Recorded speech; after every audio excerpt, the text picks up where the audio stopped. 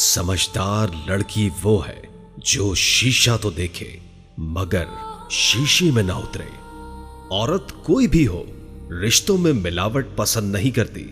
वो जिससे भी प्यार करती है उसकी हरकत को हमेशा नजरों में रखती है, लड़ती है, झगड़ती है, अपने होने का एहसास दिलाती है, मगर शराकत कभी बर्दाश्त नहीं करती।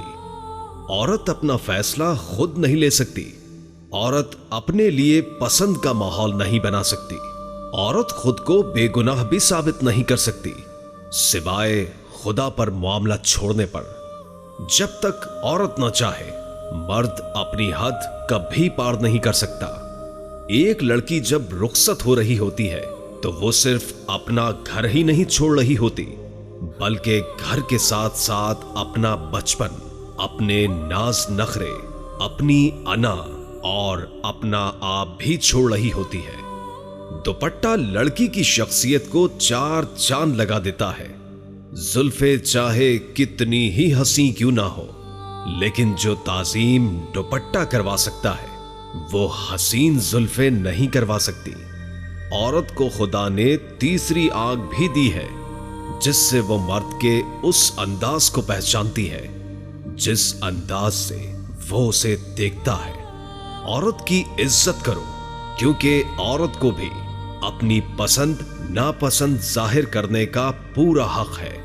खुदा ने औरत को मर्द की पेशानी से नहीं बनाया कि वो मर्द पर हुक्मरानी करे, ना उसके पांव से पैदा किया कि वो उसकी गुलामी करे, बल्कि उसकी पसलियों से पैदा किया ताकि वो उसके दिल के करीब हो। औरत तब बर्बाद होना शुरू होती है जब उसके हुस्न की तारीफ एक गैर मर्द कर रहा होता है। औरत किसी काम में माहिर हो या ना हो, लेकिन अंधा एतमाद करने में बेहद माहिर होती है। औरत पैदा करती है, परवरिश करती है, बोलना सिखाती है, लेकिन अफसोस तुम्हारी गालियों में उसी का नाम होता है। ये सच है कि औरत में दर्द सहने की आदत है, मगर इसका हरगिज ये मतलब भी नहीं कि वो दर्द दिए जाने की ही मुस्तहिक है।